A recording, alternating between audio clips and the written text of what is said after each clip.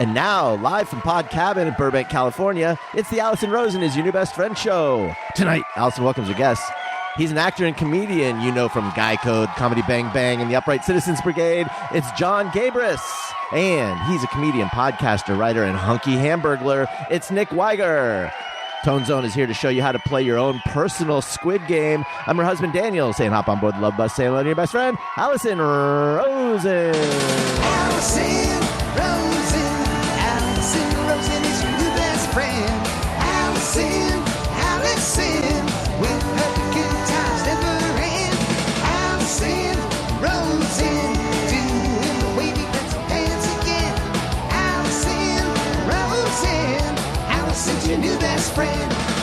Hello, my little violet crumbles. Welcome to another exciting episode of Alison Rosen is Your New Best Friend. That particular carbohydrate was sent in on Patreon by Rafael Castaneda. Yes, I am on Patreon. Patreon.com/Alison Rosen.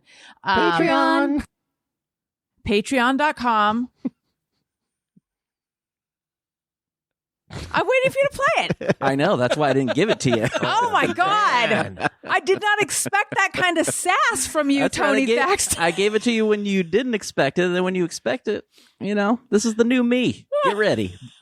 Buckle in. What a Bad boy terrible at podcasting. What a terrible precedent for a producer of a podcast. But it fits given that you have called yourself, and it seems to be sticking, the bad boy of podcasting. I mean, the titles stick when they mean something. So. Right. Hey, you're just saying what everyone else has been thinking. Anyway, I am on that place, patreon.com/Alison. Patreon. Oh, boy. With Alison Rosen. Bonus episodes of The Friend Zone. You can ask me questions, any kind of question at all, and I will answer. Just had Jenna Kim Jones on the show talking about the birth of her third baby. That was video and audio. You can see video of the Thursday show. Zoom parties. There's a level where you can text me, and I'll text you back. Ooh. That's right. All sorts of fun stuff. Oh, and if you sign up for an annual subscription, you get 2 months free. So 12 months for the price of 10. I am so excited to welcome all the guests. We have a newcomer. We have a returning guest. We have a husband. We have a Tony. I would just like to say hello to everyone. Hello. Welcome back, Nick Wiger. Hi. Thanks for having me. Nice to see you. Hello, welcome for your maiden voyage on Alison Rosen is Your New Best Friend. Welcome, Jon Gabrus. Hi. Nice. Thank you. Please hold till the end if you can. Applause, because I'm gonna fucking crush it this episode. Their excitement and passion overtook them, and they applauded even though we didn't have the sign. Goddamn, live comedy is back, baby. Hi, Daniel. Hi. I love the hold till the end. That shows such confidence. Yeah. You know, you're going Right. want to at the end. I do my full hour of stand up and let them all just laugh at the end. I go stop. I shut the fuck up, and I just do a full hour, and then that's when I go. Now everyone can laugh as I leave town. That's a baller move. Speaking of making people wait till the end, loosely, tangentially, have I told the story about, and I know I haven't introduced you yet officially, Tony, you just wait.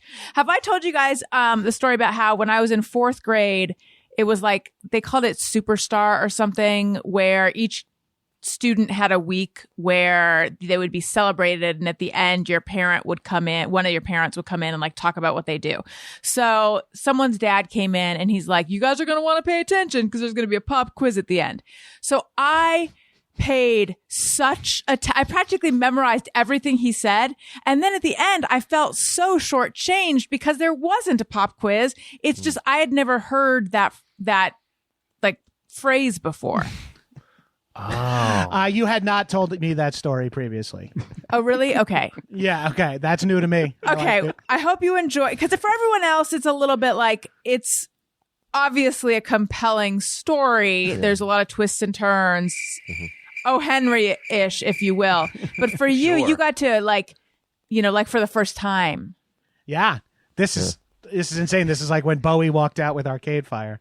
I was there for that. I was trying to think of something eventful I was at as well. And honestly, in my life, I am not too many eventful things. But 2 for 2 with that and now this. Hello, Tony. Hello. Speaking of uneventful, here we are. Welcome Here to I the am. show. Oh, thank you so I much. feel we've got off on a little bit of a combative foot, and which is unlike us because usually we get along really well. We get along. I just like messing with you. I know. Okay, so a lot of stuff to get to. First of all, Jon Gabrus. Now, this is going to be a bit of a retread for everyone here, but not for the audience. Ooh. Yes, Jon Gabrus's name is spelled phonetically in parentheses on Zoom. And I was thinking, how do people mess up the name? And then right before we started, Daniel asked, how do I pronounce your name? So I got to see it all. It was like a ask and ye shall receive kind of thing. With honestly, it was you didn't even ask. Maybe you made it happen psychologically or telekinetically or something like that, because it never was verbalized. So, or you guys have like high level like EQ, marriage EQs, and can communicate non-verbally. I don't think it's that. Okay. I'm going to go out on a limb, and I'm new to the show, so I'm. I'm going to go out on a limb. I don't want to. I wouldn't want to work with my wife, so I get it, fam. I heard you interview your wife recently on High and Mighty, your podcast, and I correct. learned that your wife switched careers from being a like high-powered marketing executive to a flower arranger with her own floral shop. And you guys were talking about how nice it is to be surrounded by flowers. I see nary a bud in your background. Oh, well, that's because we're in the High and Mighty Studios, a.k.a. where the childless 40-year-old hangs out all day. So it's just weed, paraphernalia, pictures of myself, bad art, garbage, a sheet over. Hell yeah. Oh, Betsy. Yeah. A sheet over my my couch because my dog, he dribbles. He's old. He make a little pee-pee comes out sometimes when he's just laying in one spot. That's why I have a sheet on my Same. couch. Glad I'm sharing. Yeah, hey, same. I'm 39. As previously mentioned, I'm 39. And I same. gotta dance for a full minute. I had 2 kids. Daniel has taken up jogging. Congratulations. Thank you. Daniel has taken up jogging recently because he's a masochist, and he suggested to me that maybe I should come jogging with him. And I was like, you don't understand what a mess that would create. I can't even do jumping jacks without some dribble. So I was jogging for a while pretty regularly, and so you will and Daniel, I'm curious if you've had any like emergencies or near emergencies. Bathroom wise? Because I've definitely like had to like sprint into a park restroom and just it was a whole scene. And urgency is a real thing. Yes, urgency is something people talk about. Doctors talk about to people as they get to men as they get older. It's for real. When it comes on, and you're like, "Wow, I have 0 seconds before this is a real fucking problem." I mean, obviously you weren't serious about it, Nick, because if you were a serious runner, you would have shit yourself while you run. Wait, are we talking Right. numero uno or are we talking poop or pee? What's happening? Everything. we're talking both. Yeah, it's all because you're just jostling around so much. It does. And Wiger does might move not have stuff. had 2 kids, but his asshole is loose enough that if he's jogging around, it could easily full log could full out without him knowing. Like, yeah, I haven't had 2 kids, but I've hosted a fast food podcast for 6 years, so it's a mess downstairs. I was thinking today about how mortifying the idea of a nugget of poop just slipping out of your butt when you're not at a toilet is. And then I was thinking like, but really, why? I mean, I know why. But like, You figured it out. But I mean, the idea of it happening like even at home where there's no one else around is mortifying. I mean, I think I'm thinking of, it's just a real like we get potty trained and then we do not want to go back. But like, let's say you had the option of like, okay, you're at home, a nugget of poop is going to slip out of your butt into your underwear. No one's going to know. Or Follow you so far. you're in public and you're going to throw up all over someone. Right. Which would you take? I think I'd take the private shame because I think it's the layer of puking on someone. Now, if we're just talking about like puking in the street or something, Right. But I would feel so guilty if I puked on another human being, particularly a stranger. Same. And I have shit my pants at home, which is embarrassing because I have a 1.5 bath, 800 square foot apartment. I can't be 12 feet or more from a toilet. And I managed to shit. I literally ran over to my computer to put on music so I could go into the bathroom I knew I should have just went straight to the bathroom, but I had to do one last thing on the computer. And while I was doing it,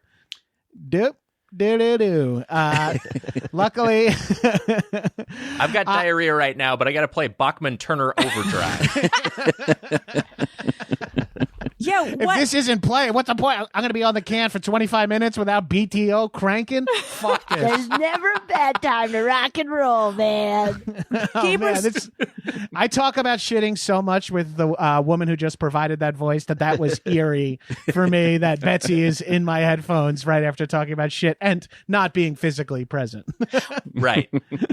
What happened though? Did your plumbing get mixed messages, or was it a diarrhea situation? It was a sort of a dice roll. I'm a gambler, and I should have, and I'm a pretty self-aware body-wise. I have good proprioception, but I let it slip, pun intended. I truly got a little overconfident. It was like, you have a full 90 seconds before anything really goes wrong.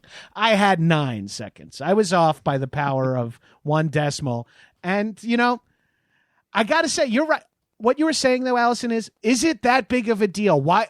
It's only shame that we're applying. It just sucks. Like, if you have kids, so cleaning shit sucks, right? But it's like, it's really not that big of a deal. You adjust to it. Like, I adjusted to wiping a kid's asshole in 1 weekend of I don't want to tell you what that weekend was about. Just kidding. Babysitting my nephew. Babysitting my nephews. Did you pay for it? Yeah. 1 weekend at the Doubletree. Yeah. Just cool island. But it's a weird, it's really not a big deal. Like, shitting in your pants is really getting shit on one more thing than gets shit on it when you shit. Yeah. Mm-hmm. You know what I mean? Like, yes. Not to get too philosophical, but we're just really the only ones applying this poop shame to ourselves. Did you guys ever see that documentary that the Sklar brothers made about shit? No. I forgot about that. I remember hearing about it. I forget what it was called. A lot of people were interviewed for it. I love to talk about poop, and they did not call me, so they're dead to me. But it might surprise you to know that sometimes people feel that I talk too much about farts and bad smells. Hard to believe. I know. I don't know where they're coming from. I talk entirely too much about number 2. It's too. like it runs my life. I'm obsessed with it. Like, it really affects my day-to-day lifestyle. Like, I'm a slave to IBSD. So and it's on my mind all the time. Anyone willing, and you run into people who are like, yo, we really don't talk about this that much. Like, just let it go, man. I'm like, no, but for real, have you used the bidet? Because it's so much better than just they make these fat, you're like, what am I talking about? I've ruined so many conversations, unlike this one, with just constant shit talk. Not like I'm doing now. I mean, I like poop. I think poop works. Jordan. Wait, so are you exclusively a bidet dude? Not exclusively, but yes, I do have a bidet. Now, I got a bidet in the pandemic because Same. I had heard some stuff and seen some stuff about what baby wipes can do to the sewage system. And like these giant balls of fat shit and baby wipes turn into these creatures that are ravaging our sewer system. So I was like, I shit enough that I shouldn't be doing this. I'm not leaving the house all too frequently. I'll master the art of the bidet and go the bidet way. The bidet way, if you will. Yeah, those clogs of wipes, which they're called flushable wipes, and I guess the plumbing industry and sewage systems are want to get that regulated, so they can't say that because they shouldn't be flushed. But these so-called flushable wipes, they make these giant clogs, and the term for them is fat burgers. Yes, or fatbergs. Wait, really? Like iceberg with fat. Yes, which sounds like a pledge in the nerd frat in a college movie. It sounds like something I would order at like a dive restaurant in like on tour with you guys. We're in Salt Lake City. You got to get the Fatberg. They call them a fatberg because of their size or because they're fatty, fat? right? They're fatty and they're fatty and they're huge. They're like icebergs made of fats. And because the fats in shit congeals with the baby wipes into what makes like, and it becomes sort of waterproof in the fat. It becomes like this. Gross. It's like the abyss Revolting. fucking like liquid comes out of the toilet and looks at you and goes back in. Do they float? I'm not sure. I think That's they more ju- just clog the system.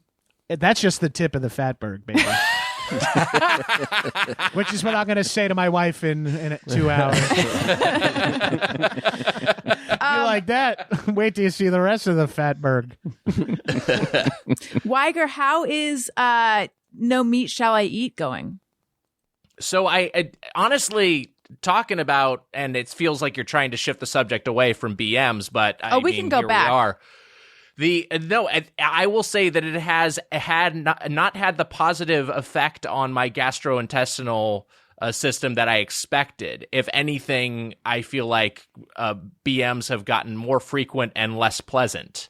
And so I don't know if that's, because I already ate a good amount of dietary fiber. I think it maybe has something to do with just like the biggest challenge for me is I've gained a significant amount of weight this year because I've just like substituted proteins for carbs, because there's only so many protein sources you have as someone who doesn't even eat fish. Yeah, so eating plant-based before you get tired of them. So yeah, I'm eating like more potatoes, more starches, more bread, which I'm less of I'm not necessarily normally a big bread consumer, but yeah, I've just had so much. I don't know. It's a frustrating. There's a little bit of frustration there. I wish I felt better than I did, even though I feel better about myself because I can kind of be smug and superior. And remind me, was it for ethical reasons or for health reasons that you decided to do a year? Or is it just a year, or are you switching to being full-time vegetarian? I'm being purely vegetarian for this entire year. I'm locked into that, and then I'm not sure what I'm going to do moving forward. At this point, 10 months into the experiment, I'm leaning towards reintroducing some animal proteins, like maybe just fish, maybe poultry on occasion. I don't know. That's where my head is. But honestly, January 1st, 2022, I'm going to figure it out. But was it for ethical reasons, or was it health, or both? I think it was more ethical reasons. Like, I think just working in having this podcast where I am conscious of the inner workings of the chain restaurant / food supply side of the economy. You just see just how miserable animals' lives are in factory farming. And so, I wanted to see if I could distance myself from that. And honestly, it hasn't been too challenging, especially living in the LA area. But it's and then also I think just really aware of the environmental impact, particularly from consuming red meat. Is just so that it's so much water is consumed, and so much carbon is expelled in the production of beef in particular, that I was like, I think let's see if I could manage without this, and I seem to have gotten along pretty well. Mm-hmm. Weight gain aside. Yeah, there's probably a moderation. Like, I think, like, I understand the health and ethical reasons on both sides, but yeah, I'm also like, I've recalibrated like what, like, it used to be like, oh, meat is on the table 3 meals a day all the time. It's like I've eliminated so much meat from my diet, like just the frequency in which I consume red meat and pork has, I'm at like a tenth of what I was previously. It's like, right, those have become a treat to me, and I'm like, I feel like, I'm not saying I'm the gold standard, but for everyone who's like, bro, it's taking away my bacon-fueled Bloody Mary Sundays or whatever, like, for everyone who's thinking that, it's like, all we're saying is like, just have egg and cheese sandwich 3 days a week, and then on Thursdays and Fridays have bacon, egg, and cheese. Like, anything helps really in the long run. Like, if we all just do a little bit, that like, what's the expression? We don't need 1,000 people. Yeah, we don't need no education. We don't need 1,000 people being zero trash. We need 1 million people trying, just doing it a little bit. There's like all those like sort of green conversations of like 1,000 people who live exclusively plant life does nothing as much as like 1 million people who have meatless Mondays. Like it's just the numbers are so much bigger if we just do that. Totally. I've tried to do my part. I stopped extracting oil from Texas and Pennsylvania. I see so much more of you now that you stopped. Because you're I feel around. better. I do. I feel Yeah, better. that's time consuming. Hence all the Patreon plugs. Like you're losing out on that good oil money. We need to Gotta make up. we need to get it in another direction. Yeah. So I get it. I've been there. I'm there, brother. So Daniel and I tried to take our kids to a pumpkin patch this weekend. Has anyone here, I don't know if you guys are like hip to the local pumpkin patch situation, but You don't get to see Pumpkin 39 and white Yeah. without hitting a couple of pumpkin patches in your day. okay. Okay. So I've lived in both Brooklyn and West Hollywood. I've been to a pumpkin patch. okay. So I feel like these local pumpkin patches, and maybe this is how it is like nationwide, they're like the pumpkin patch version of like a really shitty street fair that they were always having in New York. And they also, where like they sell socks and Best place to get socks is New York City Street Fair. It's Not so gonna true. lie. it's so weirdly Get fucking true. 3 every time I walk through one. They're always like $5. I'm like $3. They're like, fine. Put them in your bag and you got fucking dollar socks, baby. Yeah. Sorry, No, this you- was going somewhere more important than socks. Well, it wasn't going somewhere more important. No, it wasn't. There is nothing more important. So anyway, these, I feel like they're all kind of the same. Like they have like a big blow up thing that's like a bounce house and a slide. They have a petting zoo with a bunch of like sad looking animals. hay. They have hay. They have misshapen pumpkins.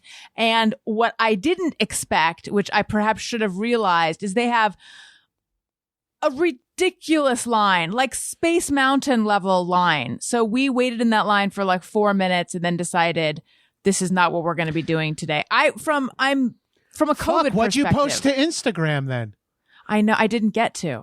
Oh fuck! Well, I then didn't you're get not to. a mom. Then you're not. You don't have a family. If you're not posting hashtag Rosen Family Adventures with like a picture of your kid like looking at a pumpkin with a solar flare in the back, what the fuck are you even doing, people? CPS was waiting for me when I got home. They're like, we've been checking your feed, and Ma'am, I'd like to talk to you for a second. I see you went to a pumpkin patch and there's no shot at your kids in overalls sitting on hay bales, Right. so you're under arrest. Speaking of, so I've been talking on the show lately about how I resisted getting on TikTok for a long time, and I never understood what was so great about it because I don't like watching reels on Instagram. And so, but then I got on TikTok, and lo and behold, it is addictive, like everyone said, and I do enjoy it. Except I found that I'm not keeping up my level of engagement. TikTok should be worried because they are not keeping these eyeballs. But I did see this thing that was like the right way to pose at a pumpkin patch and the wrong way to pose at a pumpkin patch. And now you might think the way you should pose is to sit on a pumpkin hunched over, staring at the screen, but really, and then have the shot down from above. But really, you want to have the person low to the ground shooting up, which already that doesn't work for me. And you want to be like leaning back, head up, and it actually said this, hold on to your hat. And I was like, well, not everyone's going to wear a hat at a pumpkin patch and do this ridiculous pose. But I think you guys could all pull it off. If you would have waited the requisite 2.5 hours, you would have gone in there and noticed you would have been the only one without a hat. I guess so. Pumpkin patch culture is hat culture, baby. You need big wicker hats. You need cute little ones on the kids, little derbies, little pumpkin colored derbies. Daniel, we Pumpkin colored orange. we didn't bring any hats. No, we were not in the spirit. One of the reasons why the line was so long, though, is because they've closed several of the local pumpkin patches. So, the demand is greater for fewer. Is it a supply chain issue? I didn't think So that everything's supply supply chain chain. issues were going to Fucking affect me. Biden, man. But, we have a grocery order being delivered right now, and none of our preferred milks are in there. That feels like a very LA thing to say. Thank you. You can Now, edit you stuff. mean brands or types of milk? Well, yeah. We Let's have see. so many kinds of milks. It's ridiculous. I mean, specific brands. But we have Okay. every type now. You got the almond Wow. milk. Do you mean got we the humans, or do you 1%. mean got we, the you, and me? 2%. The lactose intolerant. Daniel, are you got talking the- about our refrigerator, or are you In the talking about house. we as humans have all kinds of milk? in the fridge? Yeah, the humans also have many kinds of milk. Humans actually can only make one kind of milk, and it's called breast milk. Yeah. Yeah. I feel like it's look, if I said, you know what, all I drink is human breast milk, you'd all think I'm a weird sex freak. But isn't that a little bit more or normal? 1 years old. Yeah, or one. But isn't that less weird than drinking a cow's milk? It is weird I'm how thinking We're of the doing a set only this weekend animal at the that drinks Improv. from another animal's udder. We're the only like if you walked past a farm and someone was sucking on a cow's udder, you'd go, "That's nasty." And Right. you could be sipping a tall glass. gross. Yes. Right, of monkeys whole don't walk past a pasture and go like, "Oh, there's some milk," and just go over and start. That doesn't happen. I went to I've talked about it before. I went to a terrible farm camp that specialized in teaching you about farming things and then also like mentally terrorizing you. But it wasn't one of those like outward bound camp situations. I wasn't out of line or anything. It just was an unpleasant camp. But if I recall, we milked the cows and then fed that. And I don't mean to shit on anyone's point, but I believe that milk was then fed to the baby goats. They probably got crazy diarrhea, like Gabrus style diarrhea. Oh, that's bad news. You can't have a goat because goats, they have iron stomachs. They eat everything. If they're shitting diarrhea, actually, I now feel sympathy towards the goats. I can understand that world. I eat tin cans and have intense diarrhea. One of the goats swallowed my shirt tail. I didn't realize it till I turned over and I'm like, what's tugging at me? And it was a goat with my shirt. I had to pull my shirt out of its slimy insides. Ooh. And then it was covered in goat saliva. This is especially like most of my shows are gross, but I feel like this one's especially gross. Okay, so I want to share a story, a Daniel and me marital story, and I'm just going to concede right now. I think I'm the one who comes off poorly in this story, and I think strategically it potentially would have made more sense to share this situation on a show that has other women because I think they might be more sympathetic. But I know you guys are both Well, married. I'm a good ally, so Thank you. You both I'll have take your side wives. instinctively. Tony, from wives. So you guys can all weigh in. Okay. So I'm trying to think how to tell this story. Occasionally I'll walk into a room and Daniel will say to me, "Honey, what's wrong?" When nothing is wrong. And it makes me so self-conscious. Like I'll say nothing's wrong. Why? But I feel self-conscious and rageful just internally for like the next 15 to 25 minutes. For some reason, I don't know, it like stops me in my tracks, paralyzes me, and fills me with negative emotion. So there's that. Or yesterday, he said to me, "Are you feeling sick?" When I was not feeling sick. And that had the same reaction. So I gave him, and I feel like I'm yelling because I'm getting excited. We've had this conversation before, but more specifically, I gave him pretty much a script for what to say to me Well, in you're these. skipping some beats. Okay, Daniel, you have the floor. Daniel, you have the script in front of you. Just let us know. Well, first of all, you were complaining the day before about having tremendous abdominal pain. This is true. You said it was like you were giving birth, which is a I lot of felt like pain, I was as in I labor. recall. Which is what? Wow. Which is a lot of pain, as I recall. I was unless you were having faking it. pretty bad cramps. Yeah, that And was the day so- before, though. Well, honey, and then so the next day, you're moping about with a sour puss. But I didn't realize. I thought I was just, going about my business. And then you made this look on your face like, ugh, like this. You moved and you were like, ugh. And so I don't remember doing that. I would call it a wince. And so I said, Are you feeling okay? Or are you sick? Whatever I said. and you mumbled something, and then 20 minutes later announced that you were full of rage towards me over having asked such a horrible question. Well, And so I asked you to tell me what I should say in those circumstances that would not produce rage. And you gave me a script. So this is the next time I see you, this is what I'm supposed to say. Can I just say, again, I just want to remind people, I'm aware I'm not coming off well, A, but B, I didn't come up to you and say, Daniel, I am so angry. I'm crazy? I didn't No, you say said that. you were full of rage. Right. Well, That's what you said. Okay, go. You try to spin it. I can't. Think about how you're going to spin it while I tell everyone. To me, there's a slight difference between like I'm so angry at you versus like I'm having a reaction that like I'm having this feeling of rage inside. But I get that to other people that's the same. So I'm okay. So instead of I'm angry with you, I'm full of rage towards you. Yeah. It's like less. It's less direct. All right. Here's. I feel like if my wife said I'm full of rage towards you, I would grab my go bag and get out of town. Yeah, there Well, was it definitely like Sounds a, very "Ooh." intense. Again, I didn't Mildly. say toward you. I just said Okay. I'm having a reaction of these kind of exchanges make me feel. I feel paralyzed and I feel self-conscious, and I feel so self-conscious that it like I get kind of like a rageful feeling inside.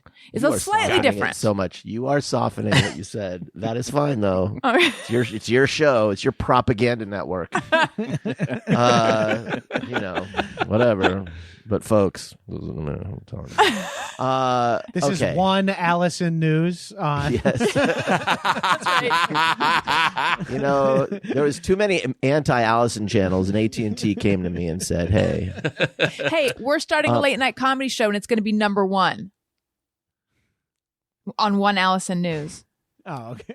That's what it sounds like. all right." So I said, I pulled out my Apple Notes app, and I said, "Tell me what it is the next time I can say to you that will not create a feeling of rage that's pointed in my direction." What, on a scale of 0 to 10, what dosage of passive aggressiveness did you have in that request? Allison? No, I think he's asking you. I mean, I was pretty direct. Yeah, no, I don't think he was being passive aggressive. I think he was actually asking for. I was like, literally tell me exactly what, because the way she couched it was the way. It's not that you asked me. Oh yeah, we're leaving out a little part of this. It's not that I asked her. Oh yes, we are leaving that out. We left it out. The thing that I did wrong, and let's all be honest, I was in the wrong. I asked her if she was sick, which everyone knows you're not supposed to ask. Or at least I just learned you're not supposed to ask. Now everyone knows. Well, so there's something about the way I asked it that made her feel a certain way. And so I said, well, because I am from another planet and I don't understand anything you're saying, tell me, just tell me what it is I can say in that situation. And so she did. Which and everyone's dying to get to it, but first I just wanted is any of the okay? I'm curious. Given the blank looks I'm getting, I'm thinking that this is not making sense to anyone. It's just when he says to me, "Honey, what's wrong?" and there's nothing wrong, it makes me feel very self-conscious. Mm-hmm. And it makes me spend 25 minutes trying to figure out, well, what is wrong? Because I must be projecting that something's wrong. And to say, are you feeling sick? Makes me feel like, oh, I guess I look sick. Well, you could ask me why I asked. Oh, that is what I should have done. I don't know. I will be starting a GoFundMe for anyone who. Okay, here we go. Yeah. This is so you said if it's a physical thing. Yeah. So If you think I physically look ill, which it's not great, but okay. if it's a physical thing, I'm supposed to say, is everything okay? I noticed, and then in brackets I put something specific. So it's like, is everything okay? I noticed, You that winced. you winced. You have or intense you look, abdominal pain. yeah. And it made me wonder if you're feeling okay. All right. I'm supposed to say that if I it's love it. physical. Good. And if it's emotional, I'm supposed to say, is everything okay? Am I imagining something? It's probably just me. I'm probably just imagining it. But I'm wondering if something's going on with your mood. Are you mad at me? So each of those Okay. is supposed to be preceded by me chomping down on my cyanide tablet in the back of my mouth. I don't remember. But Yeah, Yes. those are pretty wild. The scripts you got kind of put you in a real affect the status of that conversation. Like that's not like, you can't really be in charge with those current no. scripts. Yeah, those are. Hey, if it's okay with you, I've noticed you're crying, and I need to concern myself. Is that something I can help fix, or is that something that I was wrong about? You tell me. Do you need my help, or am I wrong? Well- One word Yeah. answer. Yeah. Again, the umbrella for this is only if he is sensing something in the air. If I'm crying, or if I'm like bleeding, or if I said right, if it's something's obvious, wrong. if you're just hit by Sure. a car, I'm not going to go like, honey. I noticed. Let me find that this script something- in my notes app. Yeah. Oh, Yeah. I wanna open. This is only if I'm going about my business and he's like, oh, she looks like shit. Yeah. I'm going to let her know. Anyway, does anyone relate to any of this, or am I truly crazy? It's possible I am, and that's fine. No. To take your side, Allison here. Ooh, for I a like where bit, this is going. because again, good ally. But also, I have I get that the opposite from my wife. Because the issue is I have one facial expression, and you're looking at it now, and so For she the will listeners, if this is a video, if you're only listening to this, I recommend getting on Patreon and watching the video. Thank you. But if you're just listening, I think I could describe Nick's face. Do you know a drawing of a face that doesn't move while you look at it? Yeah, that's kind of what it looks like, but less animated. Not an animated face, Yeah. but a face drawing. You know how we get like that magnet toy that's like a face that you can move the beard from the head. Oh, Woolly Woolly. Yeah, back to the beard. It's like that, except it's somehow more motionless. So I like will get that look, and sometimes I'll just be looking at nothing because I'm just like lost in thought or whatever. And I will get from Natalie, my wife. She'll be like, "Hey, what's wrong?" And her asking me exactly what happened to you mentally. Like someone asking me if something was wrong when nothing was wrong will make me defensive. Yes. And I'll feel like I like well, something must be wrong because that's what you're projecting. So I 100% relate to that. Thank you, Ally. Yeah, it's weird. And maybe it suggests like a porousness, an over porousness in my boundaries. Someone saying what's wrong with a certainty that something's wrong makes it so that something becomes wrong. Right. Yeah. So you guys, neither of you have the ability to say nothing, and just like that. That's not like a possible ending to the solution for the situation for either of you guys. I mean, 'Cause me and seemingly my not. wife and I, we have lived together and see each other frequently, and are forced to sometimes guesstimate as to how the other one is feeling. But I find with clarity, with communication, you can really clear things up. Like, is everything okay? And someone saying, yes, everything is That's fine. what I thought. I mean, I'm just being a good ally to Daniel, but this is someone good. has to. His name's not in the title of this podcast, okay? So Yeah, I'm siding with the little man. in Yeah. this. Think carefully. Is this really what you want to be doing? I'm just beeped out this whole time. It's like, wait, they still used me? I mean, I get it. I think that if someone were to say to me, "Are you mad at me?" or "You look," or like, there are some things I suppose I could get, but I don't know. If you asked me that, I wouldn't have the same reaction. So that's why it's a little bit confusing to me. But whatever. There's something about what's, and again, maybe it's just how I'm hearing it, but there's something about what's wrong, honey. When I didn't say what's wrong. no, but that's that's typically when this happens. I didn't say that. No, I know this time you didn't, but no, this time you just told me I looked like I was in pain. I don't know. There's something about it that like I feel like you're trying to talk me out of a mood that I'm not even in. But Look, Gabrus is right. Like we do, you and I pride ourselves on communication. I think we normally communicate pretty well. So I don't know. This is one of this thing like. I have an emotional reaction to it like faster than I can even kind of catch it. I feel like if you had gone to finishing school, we wouldn't be having this problem. I know. My posture would be better. We would have more Smile forks. around your husband, honey. Just act as if you're happy. Yeah. Hide it behind closed doors. I know. And I won't ask. Tony, do you want to take a side? Yeah, I think I would be the most have the opinion you should really go off of is the divorced guy for sure. Yeah. Yeah, tell us, Tony. What do we do? Oh no. I mean, Did we lose Gabrus? We lost Gabrus. Oh. Should we wait for him to come back or should we just carry on and assume that he'll pop back on? I don't know, probably just keep going. Yeah. Okay. So what were you saying, Tony? I can see a little bit of both sides, and I know the obvious thing is, you gotta meet in the middle a little bit. But I guess I have asked that question of in relationships before, and it's gotten a weird reaction. Maybe not as strong as yours, but it's.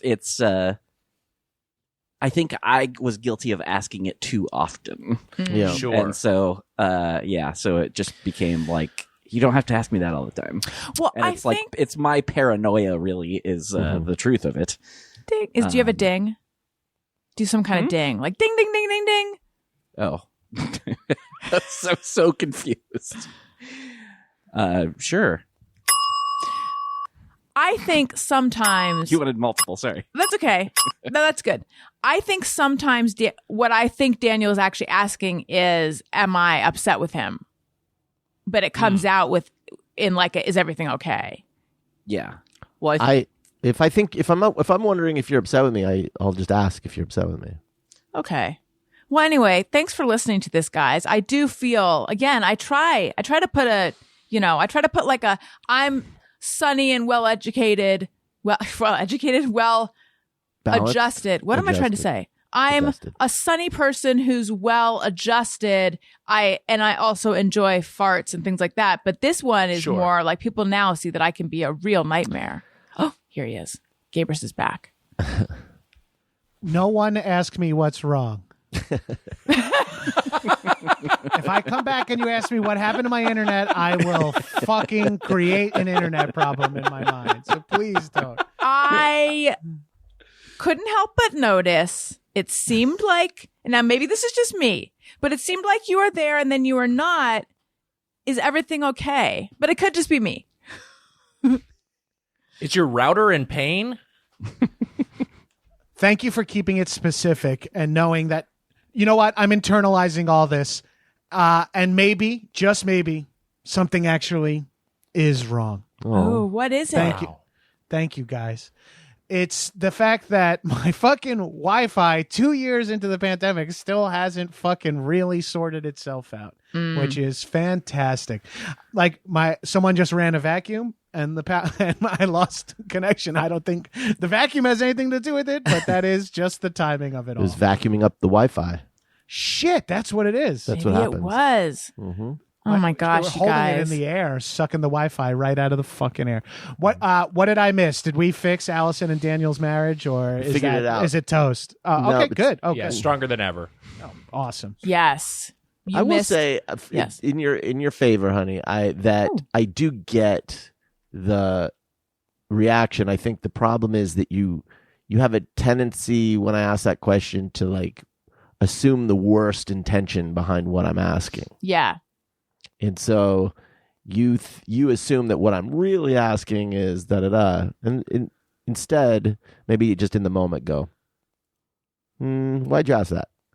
I think that's what I should. Gabrus, I think or was it Nick? I think it was Gabrus who said, "Can't you just say why did you ask that?" But again, maybe it was Nick. Whoever offered it. That's a Gabrus note. Okay. That's what I'm going to do from now on. That helpful on a human level. Yeah.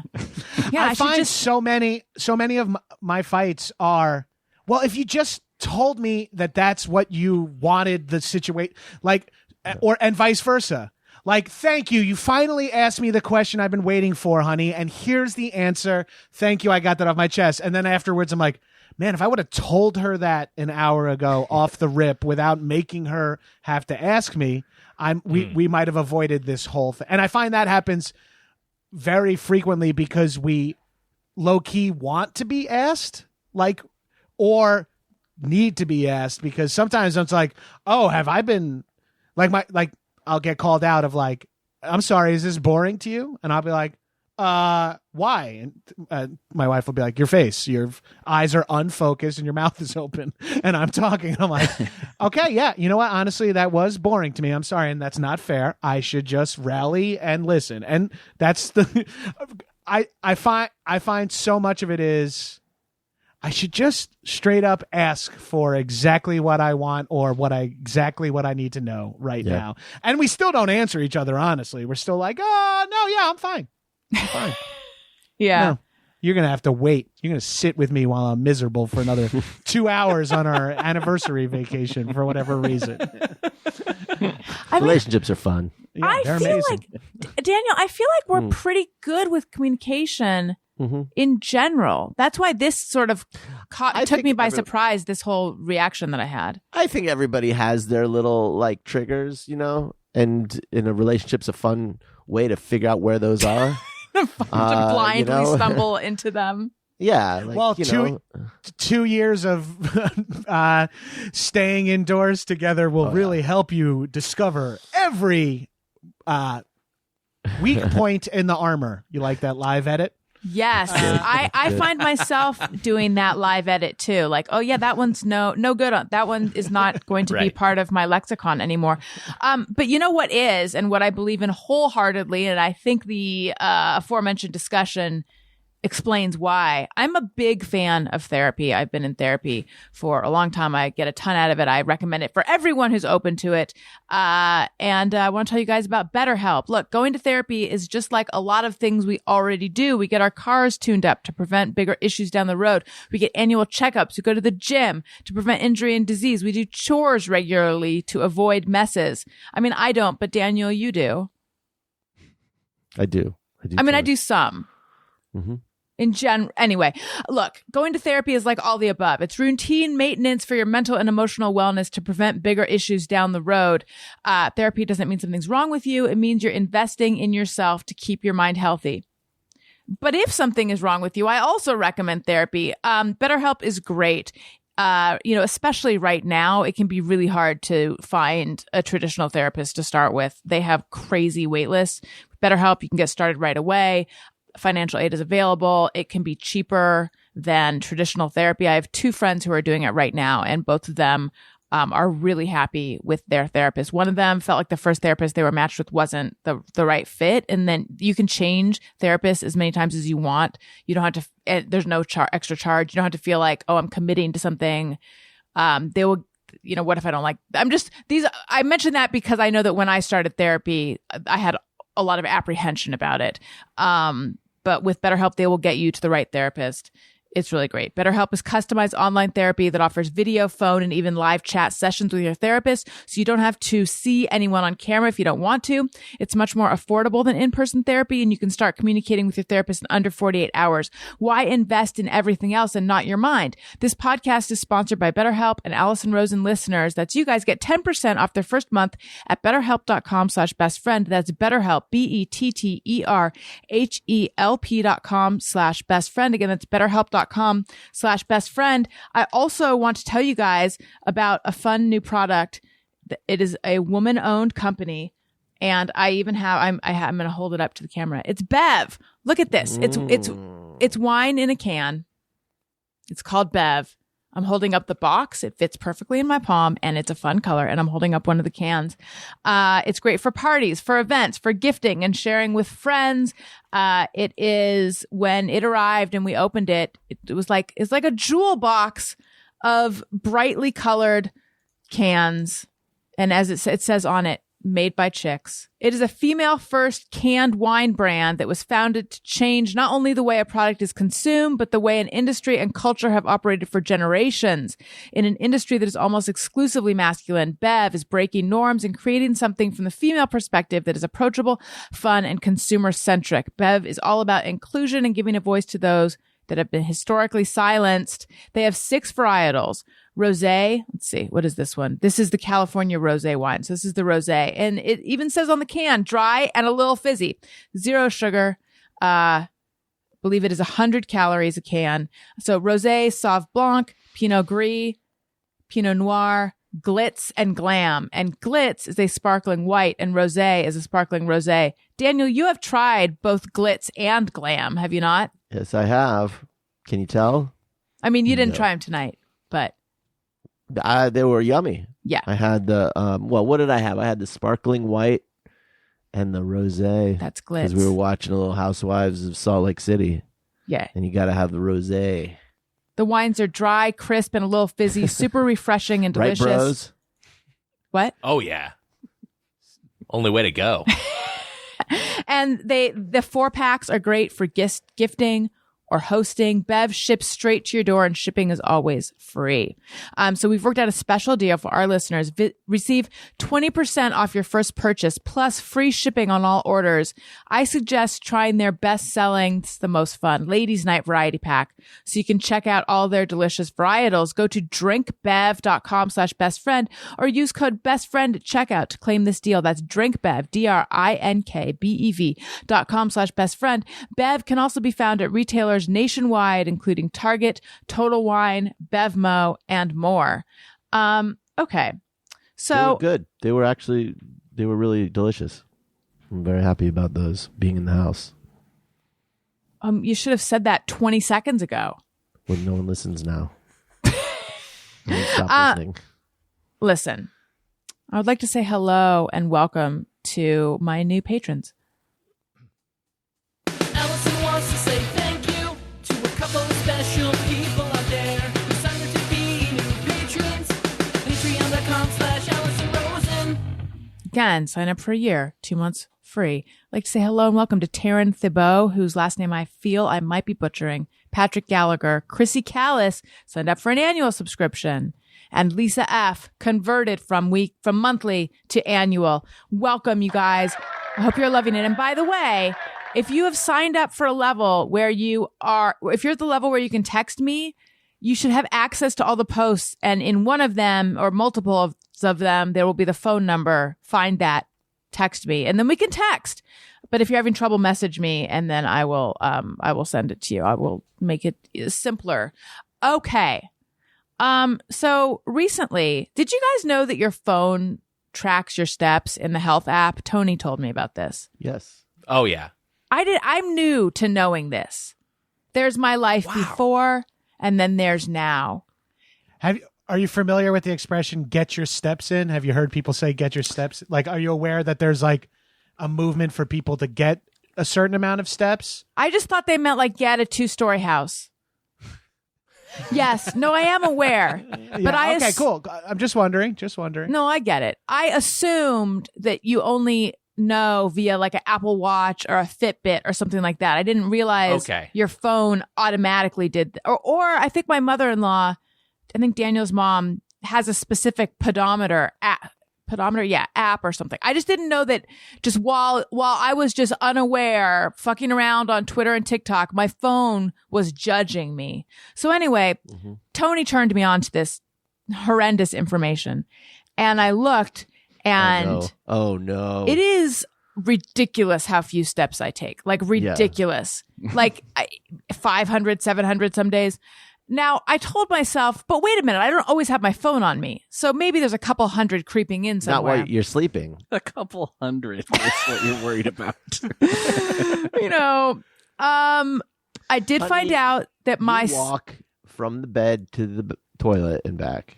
Yeah, that's like at least 6 steps. Just But go, you do girl. that 12 times a day.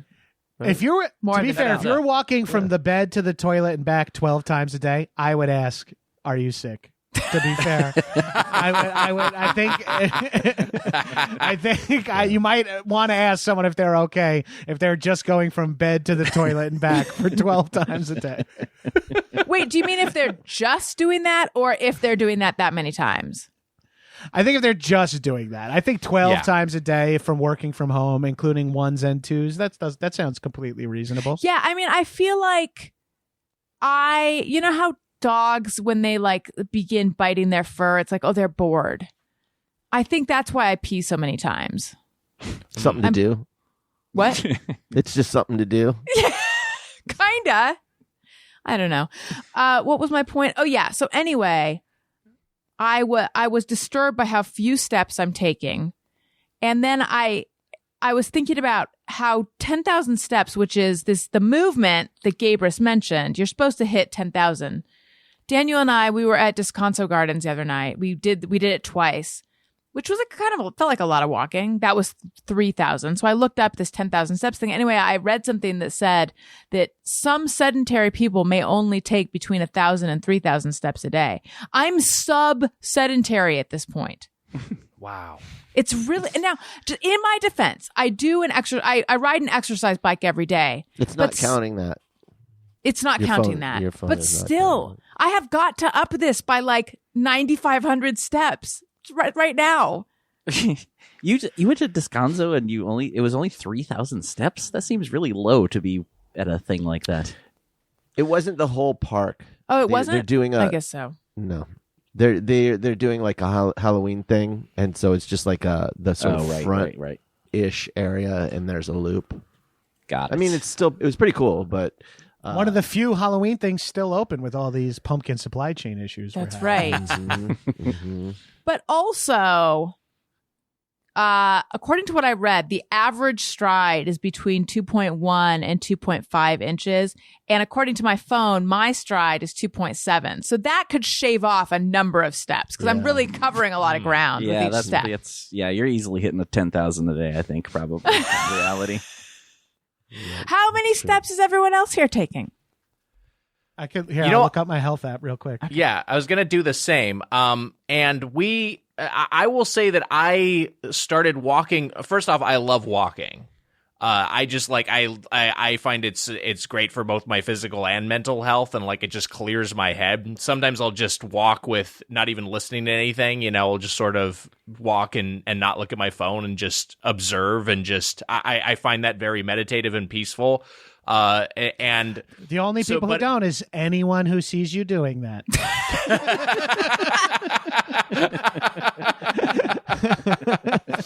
I'm just doing laps around pumpkin patches. People are eyeing me. So I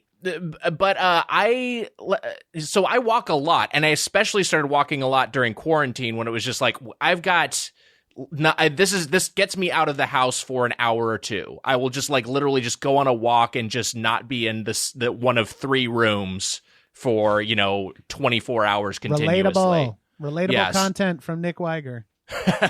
So that's helped a lot. That helped me a lot, and I think I'm as of right now. Hold on, I just had my steps up for yesterday. Today I'm at 2498, which is lower than average. This week I've been I hit 10K yesterday. Good job. Now, so I'm pretty good about it. I'm averaging about 9K this week. I'm averaging about 5,200 this week. Nick, did you go on one of your serial killer walks yesterday? Yesterday, I went on a few different walks, and one thing I also do is I will stitch together, and this is a lot easier for me to be as someone who's childless. I know when you have kids, it obviously gets tougher, but I will just run errands by walking places. So I got to get some groceries. I'll walk to the grocery store with a reusable bag, and then that will force me to get some steps in. Yeah, I do that too. And yeah, I find that helps a lot. Yeah, CVS is like a mile away. My bank is like 3/4 of a mile away. And if I ever have to do any of these dumb like things that are on my. I'm like, I'll just wait until an afternoon when I'm free, smoke a joint, and walk 4 miles to mail my friend Ross his sneaker that he left in my car. Did he really leave? That was a real errand I did this week. Wow. Classic Ross. Wait, how did he leave just one in your car? That's the craziest thing. Is I went camping with my friends Ross and Mitch, and I left some stuff at my buddy Ross's house, and Mitch left some stuff there. So the next day, Ross lives deep in the valley. I went all the way up there to picked up my Yeti cooler. Blah blah blah. Oh, do you have my Patagonia hat? I'm like, I do. Here it is. It's in the trunk. Here you go. Give him back his hat. 3 weeks later, I'm like helping my wife at one of her gigs and like using my car, and I reach under my seat and I pull out one of Ross's shoes. And Ross has size 15 feet. Oh my God. So I pull out like a fucking model ship of a shoe, of a New Balance Trail or whatever. And I was like, you motherfucker, how did you leave this? How did you not know you left a shoe? Also, we had a conversation about, did I leave anything? And he took one shoe out of my car somehow. I don't know how he didn't notice, but he's going to love that he's got name dropped on a podcast. Is this classic Ross, or is it out of character for Ross? That's a good question. I'm assuming classic Ross. I don't know him. He's a newish friend. I'm learning a lot about him. I never went camping with the guy before, but seems in his wheelhouse. But also, it might be like one of those subconscious things, and he just, wanted to stay in touch. What an excuse, like leaving yeah. your hoodie at a girl's house. Right. You went camping with a newish friend? Look at you mixing it up. Yeah, I went camping with two guys I had never gone camping with before. One, Nick's podcast partner, Mike Mitchell, and the other being Ross Kimball. Yeah. Horrifying. Horrifying. Yeah, how was it? It was really fun. Me and Mitch are big dudes, and Ross is 6'7", and the three of us shared a tent. It was insanity that we did that, but it was a 4-person tent for 3 of us, and we filled it to the brim. And it was a weird experience. But I'm new to camping in the last couple of years, and I'm a big fan of it. So I'm just stoked to get opportunities to do it. Given my step count, it might surprise you that I am not an avid camper or outdoors person. Although I have found, now that I have kids, I keep thinking we should go camping with them sometime. And then I think it's a very out of character thought for me. Do I really want? I'd be careful what I'm wishing for. Someday we probably will, but like, what about camping it's a very broad question, but what about it do you find enjoyable? Well, I never, like, it sounds like you never went camping growing up. Right? I did. I never went either. In school, we went on a trip to Sequoia.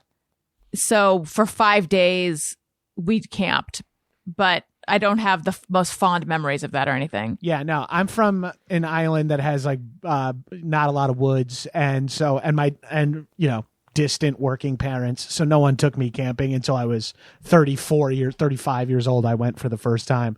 And I'll tell you what, a lot of the stuff, and I know this is going to activate Wiger's Sixth Sense. A lot of the stuff, there's no service. It's dumb to look at your phone if you're in the woods. You don't need to. You don't need to communicate to anyone. You don't need to look up GPS. You don't need to order Postmates. Your phone is unnecessary. And now I'm 40 years old. I'm pretty soft, but like sleeping in a tent feels like doing something difficult in life. And I understand that other people have way more difficult lives, and like camping would be just more shit on that pile. But for me, who lives in a fucking WeHo apartment and it has weed delivered to his house, feels good to and I mean, when I go camping, I'm not like fucking hunting and killing my own food. I'm bringing like 3 coolers in my trunk filled with snacks I like and doing mushrooms and all. Like, I'm just bringing my little fucking 40-year-old hipster lifestyle to the outdoors. But I just like the clean break of doing it. It's another reason why I like the beach too. Going to the beach, like I have a lot of fun hobbies, but going to the beach or going camping is where you're making a conscious effort to like not be fully part of capitalism and phones and society for a couple of days, or a couple of hours at least, or days if you're going camping. That And if makes you're camping sense. at the beach, holy shit, that Venn diagram is just a circle, and in the middle is me. Nick, do you camp? Okay, so I camped a ton as a kid via Boy Scouts, and I became completely burned out on camping. I just have such a negative association of it being an obligation for when I wanted to like hang out with my friends or play video games. I had to go to a camporee and compete in a knot tying competition. And so I was just like, to me, like camping is not fun. That said, what made me want to camp again was watching the show Alone. Dude, And I don't know same. I don't know if anyone I haven't else has seen watched it. Alone, but Gabrus and I have talked about this, and it's just like a survivalist show where the contestants each have their own camera. There's no crews for them, Oh, yes, so they're I've just heard like about they this. literally are completely by themselves. And just fending for themselves and just watching people like slowly lose their minds, but also just the resourcefulness of these contestants. They're all like expert level survivalists is just really like invigorating to see. It's just like, wow, you can just, I would die immediately, but you know how to like trap a crab and turn it into a stew. You know, at this remote part of Vancouver Island. It's just like really amazing to see. Alone, I watched at the top of pandemic, and it was like the perfect show because there was. Well, I caught one season of it on Netflix. Find out that there's 5 other seasons Oh, leading wow. up to it, and it's a show about people slowly losing their minds from being alone. But it's also nature, which is not what you're Yes. experiencing during the pandemic. So it was like such a perfect antidote to what was going on in my personal life at the moment that I fell in love with Alone. And as someone who's consumed and made TV consumed TV for way longer than he's ever made it, but the idea of an unscripted series without a host and without a crew is just, the show is a little bit more pure, I find, in its early seasons. It's starting to feel a little story producered, lately, the last couple of seasons. But early on, it feels like you're watching like a different documentary each week, which was really cool because it's and the highlight, not only are there is no host and there is no crew, the people who are so many people join reality shows to potentially spin off their own shit. Like, I'm Alison Rosen. I'm not here to make friends. I already am your best friend. Patreon.com, Alison Rosen. Like everyone's got their thing that they're trying to push off. Classic If you're- me. No one is trying to yeah, that's you. No one's trying to like, oh, I think I'm a cocktail waitress from Minnesota and I think I can get famous by going on Alone and dying. Like, it's just Right. the barrier for that show is you have to at least be a survival expert. So it eliminates anyone who's arguably camera savvy even. And so you just get people who are like alone talking to a GoPro who live in the wilderness in Alaska and are now forced to be like, this is why I'm eating this nettle tea. And I'm here for that. I just long? like the rawness of that. How long are they out there? That's the premise of the show is last person to leave wins. Oh. And you don't know when other people leave. They don't tell you. God. But some episodes are, some people go for like 90 days. Some people go for 20 days. A handful of people bomb out in the first couple of days, and those are always the best. Those are the people the most Yes. confident in their pre-show interviews. If I see a bear, the bear better watch out. That guy like blows his I was thinking ACL about that guy, out yeah. in minute 1. He leaves day one. The guy like has a barbecue to tell everyone how he's going to win this competition. Tell all his friends. Gets on a plane, sets up his tent, injures himself, and is on a speedboat out of there immediately within 6 hours. It's great. The difference between early versions and like the newer seasons, like you're saying, made me think of the difference between the first season of Real World versus like Las Vegas, where they were all naked drinking in a hot tub on the first night. Las Vegas is famous, as someone who like grew up with the Real World based on my age and my love of MTV. Las Vegas is when I think the Real World shifted and arguably unscripted television shifted. Yes. And it was like, fuck, if we just get them drunk, we could watch them ruin their lives and feel Right. better about ourselves. Right. Rather than this study of 6 different cultures brought together to engage. And what if they stop being, and then now Yeah. it's like, let's fuck threesomes. We got to have 4 shower heads and a camera in the bathroom. Well, I Fuck think that. I don't know how it is now, but I know that at the beginning there was this like they weren't allowed to talk to the producers and vice versa. Like it really was, right? That's how the real world was. They just filmed them constantly and then just sort of edited it together afterwards. And I imagine now there are story producers, right? Does anyone know? Yeah. I mean, they started out just like, hey, here's a bunch of people living their lives and we're just going to watch what they do. And then after a couple seasons, they would be like, you're all going to have a job, Oh yeah. You're all going to be starting a restaurant together or something like, and then slowly it became more and more contrived until it was just.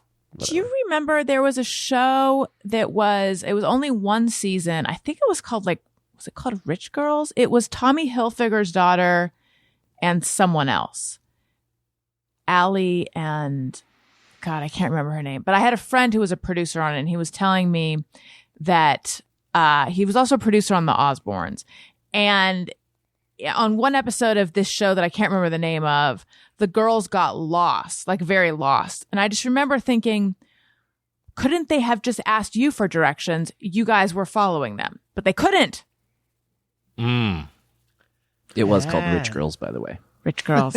There you go. Do you guys want to do some Just Me or Everyone? This is a segment where people write in with things they think or do, and they wonder, is it just me or is it everyone? I love it. Sometimes I ponder on something I have thought or done. Is it just me or everyone? All right. Fonts Faluda says, post Game of Thrones and Sopranos and Breaking Bad, the idea of the movie is antiquated. Characters need more than 2 hours to tell a compelling story. Do we agree? Have we had this thought? I don't exactly agree. Yeah, I I get what they're disagree. saying, but yeah, I don't think I agree. I'm going to have to go with 1. Strongly disagree. No, I feel like it's just become a new medium, and so it has a different, a different pacing, a different way of telling a story and everything. But that film, when done right, is still great. Mm-hmm. It's just that no one's doing it really. I mean, This could be a matter of sorry, go on. Well, it's just like a lot of the creative talent and money for the kinds of movies that we used to love, the more adult fare, that's just not getting financed anymore. No, There's that's no being 50 made on TV. Right. That's So unfortunate. now they've expanded these stories. Maybe a lot of them should be movies, but there's just no market for a 2-hour movie for adults, really. Yeah, it depends on what character arcs you're thinking about, because if the character arc in a movie a lot of times is like a guy gets a power suit in Act 1 and then spends Act 2 figuring out how to use it, and by Act 3 he's mastered his power suit. So like that's of course that's going to pale in comparison to what you see in like these elegantly written operatic, sprawling series. But I don't know, like I still really like movies. I wonder if this person is younger than us. Yeah. Because I do have some friends in their 20s, which I guess are Zoomers. I don't know. Whatever the generation below millennials is, like, or maybe just like younger millennials who just like don't watch movies at all. Right. They're like, movies are boring, they're too long, but they will watch episodic TV, even though that's more of a commitment. But I think a lot of that, I was just talking to a friend of mine who is a professor, and he teaches a class every year in film, and so he'll get these Zoomers in his class, and he'll show them the movies that maybe, not the Marvel movies, but movies from the 70s, the movies that really like got us all excited about movies. And he says they do respond to them and they love them. I think the problem is there's such an avalanche of, if you're a Zoomer, like there are so many things that you could be watching and you're never going to go back to those movies of the 70s. You don't even know about them. Or even like the fun, trashy movies from the 80s that are just like ones that we thought everyone would know forever. I was talking to someone the other day, and they were like, they'd never heard of Running Man. I'm like, oh wow, and so I just think it's like there's too much to catch up on. Yeah, I think also unfortunately for the younger generations, for us, we grew up with like a movie is coming out this weekend There's a that thing to everyone see. in society, everyone America's gonna go see Terminator 2 because we love Terminator 1 and T2 is huge. I also think now, like the younger generation now, everything is just on a fucking screen, and like my youngest my brother is like 31 or 32, so he's not super, but everything he watches is like through YouTube. It's like sometimes he watches a full TV show, a movie, a podcast. Like everything is the same. Like it's almost all the same to him. It's like he couldn't imagine going to a movie theater to see a movie when you could just like I think attention span gets rolled into that a little bit too, where you're like, a lot of people can't brick out for a 2.5 hour movie, but they can do 5 episodes because there's just enough new info. And I think what us, the older generation, are missing from these worlds is, even though Haunting of Hill House is 9 hours long, it still doesn't feel like you're sitting in the mood of it because they're, everything's an episode and the C story and shit. Like, I feel like movies let you have more ambiance and more mood because you can like settle in for 2, especially, and now I'm talking about even more so in theater experience too, which is a whole nother story of that person who prefers 10-hour masterpieces to study characters probably doesn't like movie theaters if you like 10 hours of programming. Right.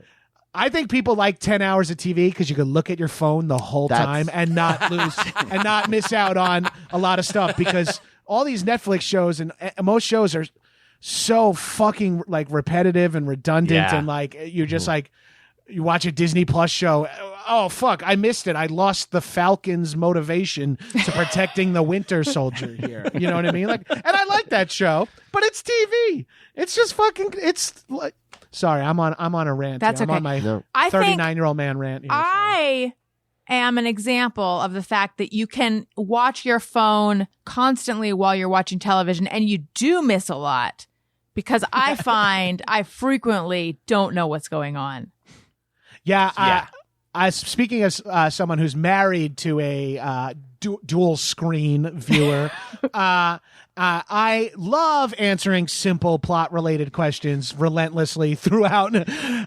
Babe, if there's 7 more episodes in this season, please pay attention as they lay out the groundwork to who the main characters are. Yeah. Please give me this. That's my favorite, is when it's like, wait, what did they mean? And like, oh, they're referring to the thing that just happened. Oh, you didn't see that? Well, that was referring to this other thing that happened in the scene, but oh, you didn't see that? Okay. Right. I also, my wife is so engrossed by her phone, she'll come up and go, wait, who's that? And I'll have to, like, 75% of the time, my answer is, I don't even know yet. The movie will tell us. Like, the show, like, trust that we're gonna learn what's going on. Like, it's not just you who's lost. You just happen to be coming up for air and looking at the screen in this moment. So recently, Allison, you Okay. watched for the first time 2001: I did. Space Odyssey, and we watched it hell on our TV. So this is a movie that does not reward dual screen. No. How was that experience for you? I think I paid attention pretty well, right? But was it like difficult to not check out and It's always check difficult. TikTok? It is always, no, I wasn't yet on TikTok. This is pre-talk. But it's always difficult for me. But I think if I'm watching something engrossing enough, Yeah. then I am less tempted to, bring other people into the relationship via my phone.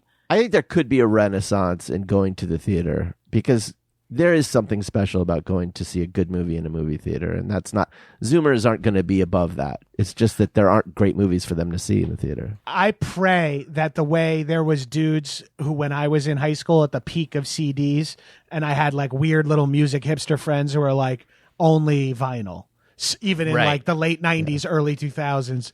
And now you see a bigger proliferation of people who are vinyl heads now and stuff. It's just the warm crate tones. diggers. But I feel like we're going to eventually maybe get that in movies too, where it's so. like people are going to be like, Oh, I loved Squid Game, but I also went to the theater and sat down and engaged in something for 2 hours. The problem is movie theaters got smaller. The theaters themselves got smaller and smaller and smaller. So now the difference between the Cineplex Odeon theater and your TV at home is very small. Yeah, TVs got bigger as movies got smaller. Right, but if theaters started to make the screens bigger again, and they do, right? They have the IMAX and whatever. Like that experience, just you can't get that anywhere else. And I think that'll always be something that appeals to people, but whatever. And seeing a horror movie or a comedy movie opening weekend with a full theater so is great. just like there's not anything like it. Yeah. Right. Speaking of Squid Game, Tony, have you finished it? Yeah, finished it last week or over the weekend. I forget when I finished it. Do you want to be my partner for marbles? Even I, who refuses to watch it, know what that is. I know about the honeycomb candy. I know about episode 6 being tragic, and I don't think that's a spoiler You're just to say bragging that. now. What? You're just bragging now. I am. I love to brag about stuff I haven't and refuse to see. Are you still maintaining that it is not scary? Yes, it's not scary at all to me. No, again, I'll say it's very disturbing and very violent, but not scary. Has everyone here seen it except for Daniel and me? Yes. I haven't seen it yet, but I signed up for a Squid Game. What? cool. So I'm gonna, well, I don't know. It seemed interesting. There's a lot of money that could be made, so Good luck. I'm gonna try my luck. Yeah, thanks. Honestly, based on the events, I think you'd be okay. I think you'd do pretty good, dude. All right. Yeah. It's all that Boy Scout training. It's going to come to it's really And going to pay off. By the way, some gamesmanship too. did you say You'll be- camporee? Is that like a jamboree of camping? Oh, they're camporees and they're jamborees. Jamborees are bigger than camporees. The jamboree is the big thing. The jamboree is like the big event. The jamboree is like the one that like I think Trump spoke at. And like it's supposed to be like famously like a political thing, and he just went on this big rant in front of the Boy Scouts, and it was like a whole there's so much that happened that you just forget about those individual incidents, but that one stuck in my mind. But yeah, the jamboree was like a big thing. You had to like almost audition as a scout to like you went through a process to qualify to be part of the jamboree because it was an assemblage of different troops that would send a representation for a region to the national level. So like it would be like you'd have this troop, and then you'd have this super troop of everyone from where I grew up, like Southern California, that would merge and then be the Southern California delegation at the National Jamboree in Washington D.C. Camporees are usually more on the local level, and those are between troops. Did you get to? Were you elected? Well, okay, so I went, but I did not. I decided not to go. My older brother did go. To the National Jamboree though, and that was a big deal. He did it. He finished everything. Like he like completed Boy Scouts. He like got Eagle Hell Scout. yeah. He went. Yeah. Thank you, Betsy. He'll appreciate that. He got the Eagle Scout, and then he went to the National Jamboree, and I just bailed on both of those things. I'm just like, I'm out. And I think because I was the younger brother, my parents were like, yeah, whatever. Like, who cares? If you were an Eagle Scout, do you get like a discount at like Foot Locker and stuff? I forget exactly what's the reward. What deals you get. It's pretty meager. You do get to wear your Eagle Scout badge on your uniform if you go into the military, which to me just sort of speaks to the Eagle Scout. The it's origin weird, of the Boy Scouts. Exactly. Yeah. This is this weird Christianist paramilitary, funnel system into the American Empire. So yeah, it's I don't know. I didn't have a great time. Based on overall. what we know about the Boy Scouts, the military seems to be one of the better outcomes of becoming a Boy Scout. Right. It's been really hard Some for me dark not to make a endpoints. diddling joke this entire time. I'm glad that you mentioned that. But I feel like we hit our quota early on. Yes. Fair. No, I mean, I'm not trying to stop anyone from making any jokes that they need to make or anything. Okay, so your brother went all the way, and now Yeah. what does he do? Does he do something that's Eagle Scouty? Yeah, he's successful. He works in tech. He's doing well. He's like he's an older brother who has a family and a good career, and then my parents would be like, 1 out of 2. It's fine. There you go. We can live with that. Hey, it could be worse. It could be your younger brother who has a good career and a family, and you're the older one who whose job is unexplainable by anyone in your nuclear family. Is that you? That's me, baby. To be fair, I don't know how to articulate my job. What do you write on medical forms where it says occupation? I usually put actor, even though my accountant would be like, I think you're a podcaster, bud. Or my accountant would be like, I think you're a podcaster, but I do think you should also get a bartending job. What do you put, Nick? I usually put writer. I used to put I worked in video games for a while, so for a while I'd put like something kind of nebulous sounding, because that was even tougher to explain. TV writer or even podcaster these days, people can kind of wrap their heads around, but no one knew what a video game designer did. Right. Tony, what do you put? So oh, sorry, did I cut you off? No. I just put like tech or something. Yeah. Or production. Obviously I used to put musician, but these days it's turned into I usually just put Jesus Christ, why am I now spacing on the term? Independent contractor. Oh, that's smart. Dog walker. Contractor. Independent contractor. That's like, I dare you to ask me for details. And it sounds fancy. Yeah. I didn't even think about that. You just put your like filing status. Yeah. I know one time I do a bunch of different things, so yeah, it kind of, it makes, I'm not going to write everything I do, so. One time I put performer, and I remember the sense I got was that they thought I was like in Cirque du Soleil or something. And I was like, well, that definitely is not what I was trying to communicate. When I was you in only college, take 500 steps a day. You can do a circus. I'm the most sedentary woman in the universe. She's going to take her 10 steps of the day on a tightrope. When I was in college, I used to, or I had a job where I would recruit people to go to movie screenings, for research screenings. And you weren't allowed to give tickets to people who were in the industry. But there, of course you would. So there's so many actors in town. You would come up to somebody and you'd say, okay, you'd be filling out. They want to go, so you fill out the form. You go get to occupation, and you go, okay, what do you do? And they would say actor, and I would always say unemployed, and they would go okay, and I'd put unemployed. And did they understand why you were insulting them? Well, like I would this? sometimes do it, but one time I was doing that, and the gal I was doing this to, said she's an actress. I go, well, yeah, if you're in the industry, you can't go. We'll just put unemployed. And then I get to her name, and her name was Justine Bateman. Wow! But she had cut her hair so short I didn't recognize her, and I, being an idiot, instead of being like, oh my God, Justine Bateman, I fucking love you, I was like, damn it, because I knew they would recognize her. I can't like play this game. You can't send Justine Bateman to the fucking screening and pretend you didn't know. So what'd you do? I was like, why didn't you tell me who you were? It was so insulting. And she's like, well, you didn't ask. Oh, you actually said that? Listen, it was a long, hot summer day. I'm not proud. And then we were introduced to her at a thing, and you didn't tell her that you were the person that she doesn't remember that insulted her 20 years ago. I'd rather her not remember that. Fair. We have a listener who's very good friends with her. This could get back to her, but probably not. Wow. Sorry. Okay.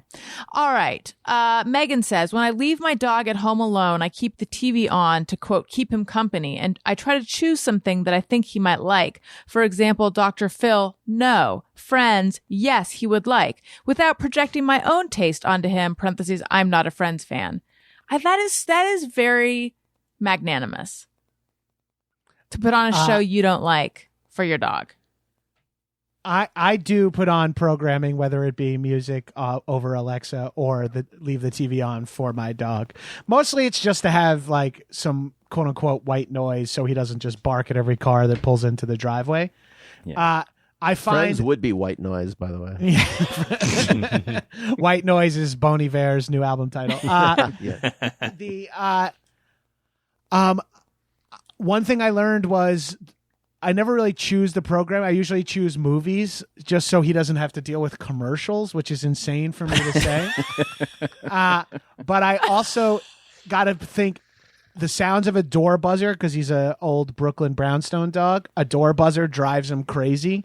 So it can't be something that'll have game shows and shit on it, because Yeah. any like buzzing sound just makes him go fucking ham. You need So- like westerns or something. Yeah. Well, westerns are hard too, because he horses and dogs he barks at, and orcs he barks at a lot if they're on TV. He doesn't seem to recognize anything but horses, dogs, and orcs on screen. What is the perfect? Okay, sorry. What's the third thing? Did you say orcs? Orcs, yeah. I just learned like recently when putting on Lord of the Rings that he barks at the orcs, and he Okay. only also barks at dogs and horses. So I So don't know no what he- horses, what- dogs, orcs, or buzzers. Yeah, and that's actually a sign on my house. I have that over my front door, so when people come in, so when an Orakai comes to the door, I can go, read the sign, pal. So what movie could he put on or show that has none of those? 2001: A Space Odyssey. I know. I was thinking there that, you go. except there's definitely probably some buzzing Yeah, sounds. Star Trek. Don't you think there's buzzings on There that might be a too? buzz. Hal might buzz once. Yeah, Yeah. No. How fucking cool is that lip reading scene? Right? I know. Yeah, pretty great. Cool. I listened to a book about the making of 2001, and it was fucking awesome. It's a good book. Highly recommend it. I found the and by the way, there are some spoilers in this discussion, but it's a very old movie. The unplugging of Hal to be so surprisingly emotional. It was Yeah. heavy. It's weirdly heavy. And then the scene in the is it Edwardian room or Victorian room or Yeah.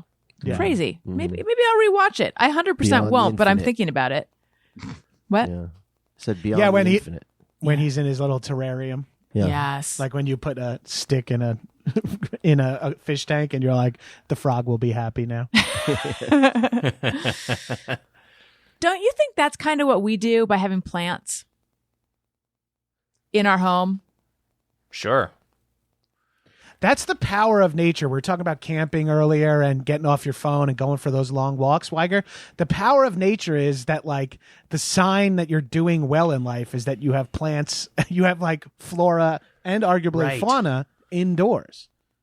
I've listened to all these. You were talking about that 2001 book. I've listened to a lot of books about like productivity and mindfulness and just turning your brain off. And in multiple, like I feel like in 3 of these books, the same study has been relayed, which is that 2 groups are given a test, but before the test, one group walks through the city and another group walks through nature. And the group that walks through nature scores like noticeably better than the group that just walks through a cityscape, because it's just like that tranquility and that connection to your nature just like improves your cognition significantly. I need to Yeah. walk in nature. And no lie, I was a guest on a podcast earlier where the host and I were agreeing that like we never want to go hiking. And here I am making a real 180 just hours later. What a day for you. It's really been quite a day, Daniel. You Yeah. didn't even know. And then you're going to go on a third podcast and flip back the other way again. So I'll do a full 360. Yeah. That's right. Yeah, when you do Joe Rogan this afternoon, you can go flip the other direction. Just walk in your mind. You guys, this was so much fun. Thank you so much for coming on the show. I really enjoyed our conversation. What a treat. Thank you for being a safe space for me to share my scripts that I have kindly given to Daniel for our communication and other Don't worry stuff. about us. Did you say don't worry about us? Don't worry about us. Don't worry. We're fine. 2,000-page PDF. We're fine. Listen, everyone. I already, as I mentioned before, Patreon. Patreon.com/Alison Rosen. And if you like what you're hearing, please leave us a nice review. It helps out the show. I think it helps out the algorithm. Is there an algorithm?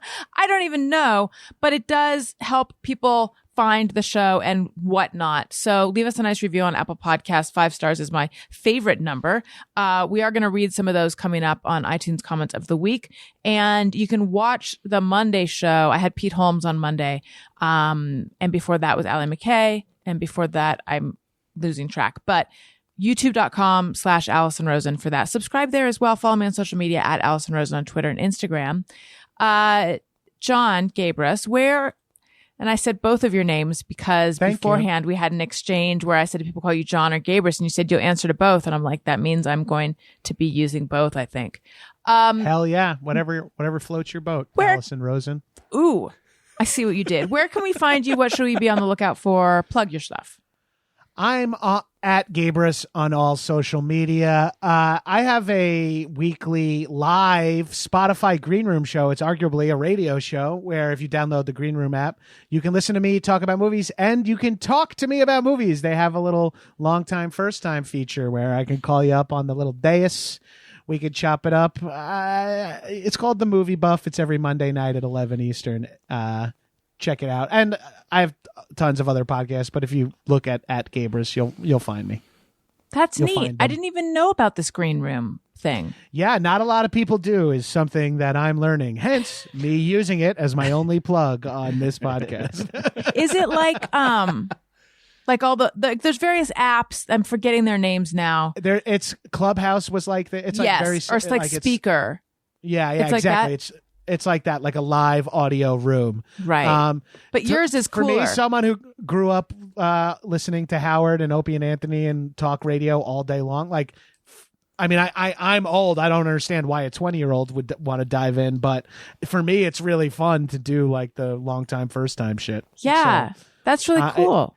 Yeah. Turns out I always make the joke. I'm so old that my college major had the word radio in it, which was a joke that made sense until I became a podcaster, and radio is now fully a business again.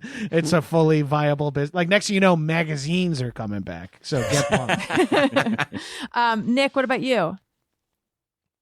Hey, check out my podcast, Doughboys, the podcast about chain restaurants. Great episodes with Alison, great episodes with Gabrus.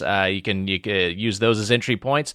And also, co-hosted with a past guest of this show, Mike Mitchell, the aforementioned Gabrus camping companion, the guy who did not leave the shoe.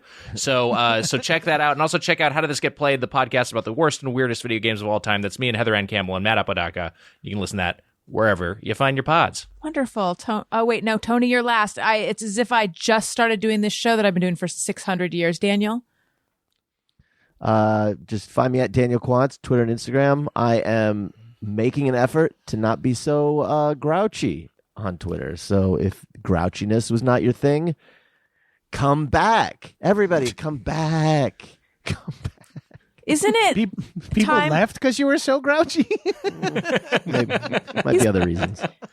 Isn't it time for the annual Unmute Quantz? Oh, that's November. Oh.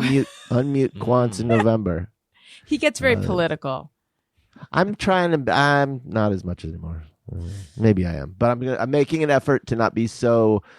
I've been rather negative lately.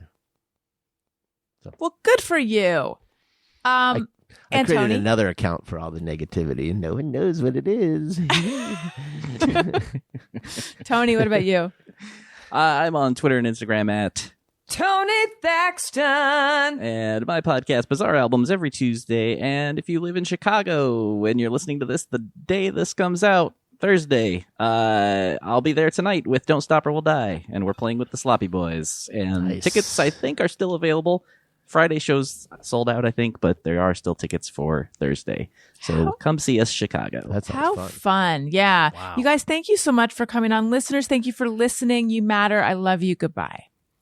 Hey, do you know about the Alison Rosen Show?